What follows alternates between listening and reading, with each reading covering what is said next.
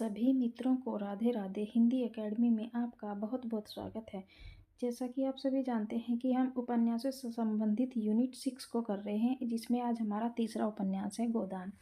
गोदान एक महत्वपूर्ण उपन्यास है जो किसानों के जीवन पर आधारित है और गोदान में होरी के माध्यम से लेखक ने, उपन्यासकार ने, मुंशी प्रेमचंद जी ने किसानों के संपूर्ण वर्ग के शोषण का यथार्थ चित्रण किया है।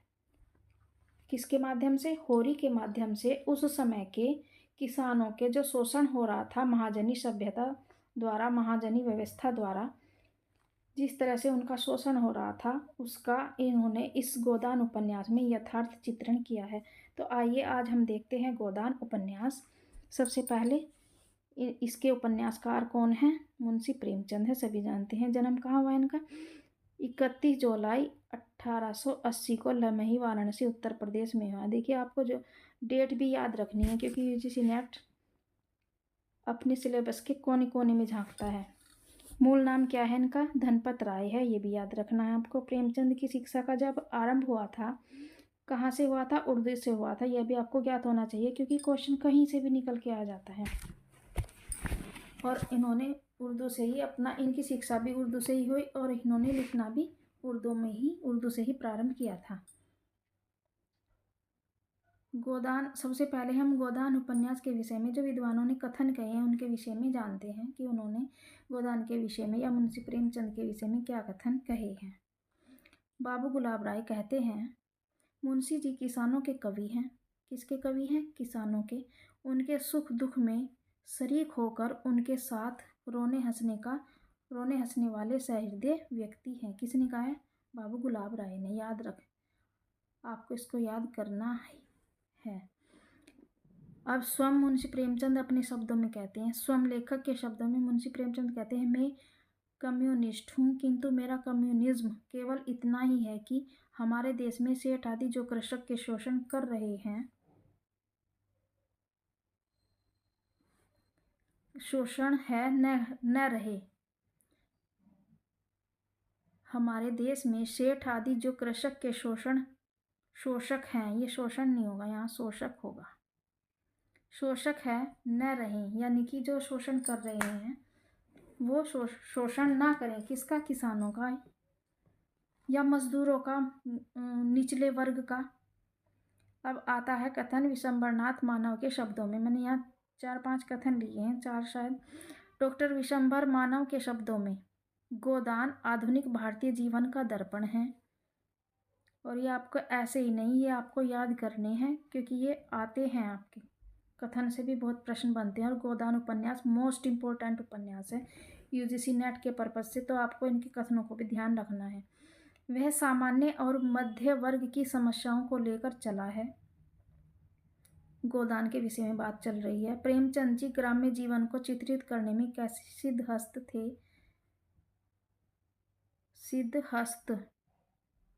थे, यह किसी से छिपा नहीं है। किसका कथन है? डॉक्टर विशंबर मानव के शब्दों में। अब हमारा चौथा कथन आता है रामविलास शर्मा के अनुसार। रामविलास शर्मा क्या कहते हैं? होरी का चरित्र भारत अजय किसान का चरित्र है। गोदान उसके भागीरथ प्रयत्न की गाथा है। होरी का जो चरित्र है भारत अजय किसान का, यानी कि होरी के माध्यम से पूरे भारत के किसानों का, उस समय के पूरे भारत के किसानों का होरी के माध्यम से इस गोदान उपन्यास में चित्रण किया गया है। यह उसकी एक गाथा है। और जो उपन्यास है इसमें 36 परिच्छेद हैं। कितने? 36 परिच्छेद हैं। देखो, ये भी आपको ध्यान रखना है, बहुत बारी की बात है कि जो लाला श्रीनिवास दास का परीक्षा गुरु उपन्यास था उसमें 41 प्रकरण थे और इसमें कितने? इसमें 36 परिच्छेद हैं। और 1936 में ही यह लिखा गया है। 1936 में यह लिखा गया और इसमें 36 ही परिच्छेद हैं। आप इससे भी इसको रिलेट करके याद कर सकते हैं। प्रकरण नहीं, परिच्छेद। कितने? 36। और 1936 में ही प्रेमचंद की मृत्यु भी हो गई थी। यह इनका पूर्ण अंतिम उपन्यास है। और एक और इन्होंने लिखा है मंगलसूत्र, जो इनका अपूर्ण है। प्रेमचंद के विषय में महत्वपूर्ण तथ्य। बंगला उपन्यासकार शरतचंद्र ने उन्हें उपन्यास सम्राट की उपाधि प्रदान की है। किसने? बंगला उपन्यासकार शरतचंद्र ने। किसकी उपाधि? उपन्यास सम्राट की, सभी जानते हैं ये। इनकी प्रथम कहानी शोध 1915 में प्रकाशित हुई थी। इनकी अंतिम कहानी कफन 1936 में प्रकाशित हुई थी, जो बहुत प्रसिद्ध हुई, जो यथार्थ के धरातल पर लिखी गई है। अगला पॉइंट है, केवल 13 वर्ष की आयु में प्रेमचंद जी ने तिलिस्म ए होशरुबा उपन्यास पढ़ लिया था। कितनी वर्ष की उम्र में? 13 वर्ष की उम्र में प्रेमचंद ने ही हिंदी में यथार्थ की शुरुआत की थी। देखिए, ये भी कहा जाता है कि जो प्रेमचंद ने हिंदी में यथार्थ की शुरुआत की, क्योंकि इनसे पहले जो कहानी किस्से या लिखे जाते थे या उपन्यास लिखे जाते थे, उनमें क्या था, एयारी और तिलिस्म वाली बातें होती थी, यथार्थ से उसका कोई संबंध नहीं था। सन 1908 में उनका कहानी संग्रह सोजे वतन, दूसरा नाम क्या है इसका, राष्ट्र का विलाप नाम से प्रकाशित हुई, और 1910 में अंग्रेजी शासन ने उस पर क्या लगा दी? पाबंदी लगा दी थी। अब देखते हैं प्रेमचंद के नाटक। प्रेमचंद के 3 नाटक मिलते हैं। कौन कौन से? संग्राम 1923, करबला 1924, प्रेम की वेदी 1933, और काबा और करबला मैथिली शरण गुप्त का काव्य संग्रह भी है। काबा और करबला प्रेमचंद का क्या है? नाटक। इनके 3 नाटक है, संग्राम, करबला, प्रेम की वेदी 1923, 1924, 1933। अब आते हैं हम उपन्यासों पर कालक्रम के अनुसार, ये भी देख लेते हैं। प्रेमा 1907, सेवा सदन 1918, प्रेमाश्रम 1922, रंगभूमि 1925, निर्मला 1925, कायाकल्प 1927, गबन 1928, क्रमभूमि 1932 और गोदान 1936। मंगलसूत्र अधूरा है इनका, लास्ट उपन्यास इनका गोदान ही माना जाता है 1936 में। और आपको ये याद करने हैं, क्योंकि इनसे आपको प्रश्न मिलेगा ही मिलेगा, कालक्रम से या मिलान में किसी भी तरह मिल सकता है। प्रेमचंद आपके लिए बहुत मोस्ट इम्पोर्टेंट होने वाला है, हर परीक्षा में इनसे प्रश्न आते ही आते हैं। मुंशी प्रेमचंद ने लगभग 300 कहानियाँ लिखी हैं। इनकी कहानियाँ मानसरोवर नामक शीर्षक से 8 खंडों में प्रकाशित हुई थी। किस शीर्षक से? मानसरोवर नामक शीर्षक से 8 खंडों में। कितने खंडों में? 8 खंडों में। जो 8 खंड इस प्रकार है, सप्त सरोज, नवनिधि, प्रेम पूर्णिमा, बड़े घर की बेटी, नमक का दारोगा, प्रेम प्रसून, पूस की रात और कफन। ये इनकी क्या है? मानसरोवर नामक शीर्षक में 8 खंडों में इनकी 300 कहानियाँ, ये कहानी संग्रह है इनके शीर्षक से कितने खंडों में? 8 खंडों में है, और ये इनके नाम हैं जो आपको याद करने हैं। अब आते हैं मुख्य बिंदु के माध्यम से उपन्यास का सारांश। गोदान उपन्यास का रचनाकाल 1936 है। यह पूर्ण अंतिम उपन्यास है। गोदान उपन्यास का प्रकाशन रत्नाकर कार्यालय मुंबई द्वारा किया गया है। किसके द्वारा किया गया? रत्नाकर कार्यालय मुंबई द्वारा। ये मुंबई है, बम्बई वैसे लिखा हुआ बम्बई है, वहाँ कार्यालय बम्बई, क्योंकि पहले बम्बई ही बोलते थे। और इसमें कितने परिच्छेद हैं? इसमें 36 ही परिच्छेद हैं, और 1936 में ही यह लिखा गया है। गोदान को मुख्य रूप से कृषक जीवन की त्रासदी पर आधारित माना जाता है, आधारित है। गोदान उपन्यास में दो कथाएं समांतर चलती हैं, ग्रामीण जीवन पर आधारित और शहरी जीवन पर आधारित। 2 कथाएं चलती हैं, जिसमें शहरी जीवन में कौन है? प्रोफेसर मेहता है, मालती हैं, खन्ना जी हैं, इस तरह के जो कैरेक्टर हैं वो शहरी जीवन से संबंधित हैं। ग्रामीण जीवन पर आधारित कथा मुख्य है, शहर की कथा गौण है, क्योंकि इसमें जो कथा है वो होरी के इर्द गिर्द ही दिखाई देती है।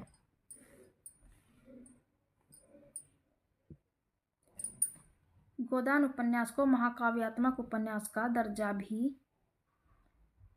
भी दिया गया है। गोदान उपन्यास को महाकाव्यात्मक उपन्यास का दर्जा भी दिया गया है। महाकाव्यात्मक क्यों कहा गया है इसको? क्योंकि उपन्यास बहुत बड़ा है और इसमें घटनाएं, जैसे महाकाव्य में घटनाएं एक दूसरे से संबंधित होती हैं। मुक्तक काव्य में तो अलग, मतलब मुक्तक काव्य में तो घटनाएं नहीं होती। जैसे महाकाव्य होता है उसमें घटनाएं एक दूसरे से संबंधित होती हैं, एक दूसरे पर आधारित होती हैं। मुक्तक में स्वतंत्र होती हैं। जैसे मुक्तक किसने लिखा है? बिहारी ने। और प्रबंधात्मक काव्य तुलसीदास भी आते हैं, जैसे रामचरितमानस है। घटनाएं हैं जो जन्म से लेकर उनके राज्य तिलक तक की, उसमें बातें आती हैं। इसी तरह गोदान उपन्यास में भी महाकाव्यात्मक, यानी कि जैसे महाकाव्य में घटनाएं एक दूसरे से जुड़ी हुई हैं और उसके संपूर्ण जीवन को इसमें दर्शाया गया है, इसलिए इसे महाकाव्यात्मक उपन्यास कहा गया है। गोदान उपन्यास में होरी के माध्यम से समय के संपूर्ण कृषक, उस समय के, ये मिसप्रिंट हो जाता है बीच में, उस समय के संपूर्ण कृषक वर्ग के जीवन का चित्रण किया गया है। किस प्रकार महाजनी व्यवस्था अथवा साहूकार लोग, सूदखोर लोग किस प्रकार किसानों और मजदूरों का शोषण करते हैं, प्रेमचंद ने यह अपने गोदान उपन्यास में दिखाया। अब हम गोदान उपन्यास के पात्रों के माध्यम से हम देखते हैं उपन्यास की कथा वस्तु, जो हमें समझ में आ जानी चाहिए। होरी एक किसान है जो बेलारी गांव का रहने वाला है। ये भी तथ्य जो मैं बताती जाऊंगी आपको नोट करने हैं और याद भी रखना है। होरी कहाँ का रहने वाला है? बेलारी। इसमें दो गांव की कथा चलती है, एक बेलारी एक सेमरी। तो होरी बेलारी गांव का रहने वाला है। यह एक भारतीय किसान वर्ग का प्रतिनिधित्व करता है। इसके पास 5 बीघा जमीन है। नोट कर लीजिए, मोस्ट इम्पोर्टेंट। और बेलारी गांव भी मोस्ट इम्पोर्टेंट जमीन है जिसका वह मालिक है। यह ईमानदार, भाग्यवादी, आस्थावान, परिश्रमी, मर्यादावादी तथा यह आर्थिक अभाव से ग्रस्त है तथा महाजनों के शोषण का शिकार है। और इसके पास 5 बीघे जमीन थी, लेकिन सूदखोरों ने, जो महाजनी व्यवस्था है, उसने इसको एक मजदूरी की कगार पर लाकर खड़ा कर दिया है। वह 5 बीघे जमीन से मजदूर बन गया है। अब उसके पास कोई 5 बीघा जमीन नहीं है। यही उपन्यास में दिखाया गया है कि किस तरह से महाजनी व्यवस्था कैसे शोषण करती है गरीबों का। और चरम इसका ये है कि ये अपने जीवन में एक गाय दान करना चाहता था, लेकिन ये एक गाय दान नहीं कर पाया और अपने अभाव में अपने जीवन को जीता हुआ अंतिम समय में एक गाय भी दान नहीं कर पाया। जब इसकी मृत्यु हो जाती है तो महाजन धनिया से कहते हैं, जो इनकी पत्नी है, वह कहती है, महाजन घर में गाय है, न बछिया है, न पैसा, यही पैसे हैं, यही इनका गोदान है। और पछाड़ खाकर गिर पड़ती है, यानी कि मूर्छित होकर गिर जाती है। जब इनकी मृत्यु हो जाती है, ये एक पछाई गाय का दान करना चाहते थे, लेकिन अपने पूरे जीवन में वो दान नहीं कर पाए। लास्ट में भी जब सभी इकट्ठा होते हैं, जब मृत्यु हो जाती है, तो महाजन जो दाता दीन से कहती है इनकी पत्नी की घर में ना तो गाय है, ना बछिया है, ना पैसा है, कुछ नहीं है, और ये जो उसने सुतली बेचकर पैसे कमाए हैं, यही पैसे हैं, और पछाड़ खाकर गिर जाती है। वह उपन्यास की चरम व्यवस्था है। मैं उनके आपको क्वेश्चन के माध्यम से समझाऊंगी। जब मैं क्वेश्चन लेकर आऊँगी इसके, तब मैं उनको अच्छे से आपको बताऊंगी। धनिया होरी की पत्नी का नाम है। किसान वर्ग के स्त्री पात्रों में नायिका की भूमिका निभाती है। ये पति के प्रति समर्पित, निर्भीक, परिश्रमी, व्यवहार कुशल, स्पष्ट वक्ता, जो मन में है हमेशा साफ बोलती है, शोषण का विरोध करती है और भारतीय नारी है। यानी कि इसकी जो विशेषता है इसके चरित्र की, एक भारतीय नारी है, अपने पति के प्रति समर्पित है, लेकिन शोषण का भी ये विरोध करती है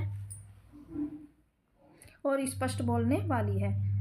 अब करते हैं professor Mehta. Professor Mehta university में दर्शन शास्त्र के प्रोफेसर हैं। किसके, ये भी देखना है आपको। यूनिवर्सिटी में किसके हैं, दर्शन शास्त्र के प्रोफेसर हैं। यह बुद्धिजीवी वर्ग का प्रतिनिधित्व करते हैं। आलोचक विद्वान ऐसा कहते हैं कि उपन्यासकार ने, आलोचक और विद्वान ऐसा कहते हैं कि उपन्यासकार ने प्रोफेसर मेहता के माध्यम से अपने विचारों को प्रोफेसर से कहलवाया है, यानी कि ये अपने मुंशी प्रेमचंद के ही विचार हैं। उपन्यासकार प्रेमचंद ने अपने विचारों को प्रोफेसर के माध्यम से प्रकट किया है। यह लेखक के अपने वास्तविक विचार हैं। यह अविवाहित है और मालती के प्रति प्रेम का भाव रखते हैं और नारी जाति का सम्मान भी करते हैं।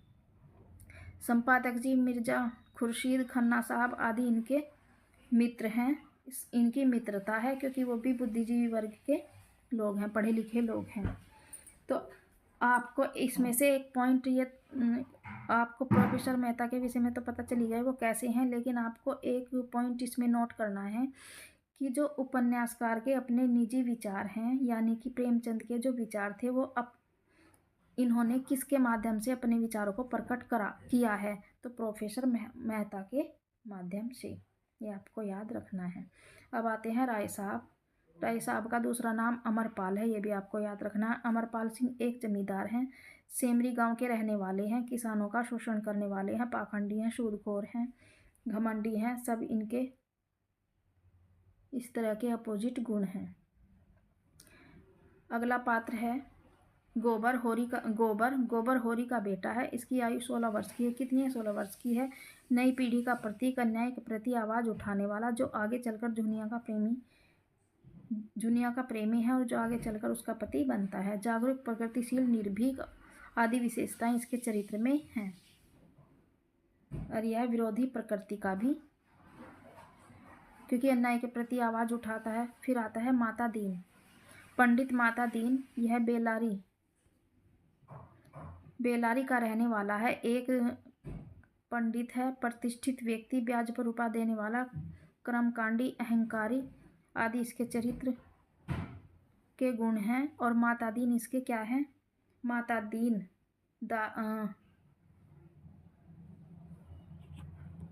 हम किसके विषय में पढ़ रहे हैं, ये है दाता दीन। माता दीन नहीं है, ये दाता दीन है। और दाता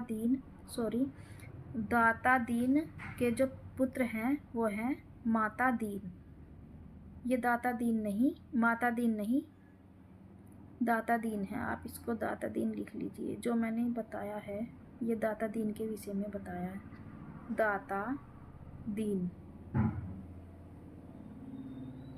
और माता दीन इसके पुत्र हैं, किसके, दाता दीन के। झुनिया भोले की बेटी है, भोला भी एक इसमें कैरेक्टर है, विधवा है। गोबर इससे प्रेम करता है और बाद में उसकी पत्नी बन जाती है, ये भी इम्पोर्टेंट कैरेक्टर है। झुनिया किसकी बेटी है, भोले की। एक कैरेक्टर आता है मालती शिक्षित वर्ग की महिला का प्रतिनिधित्व करती है। इंग्लैंड से डॉक्टरी की शिक्षा प्राप्त करके आई है, सुंदर है,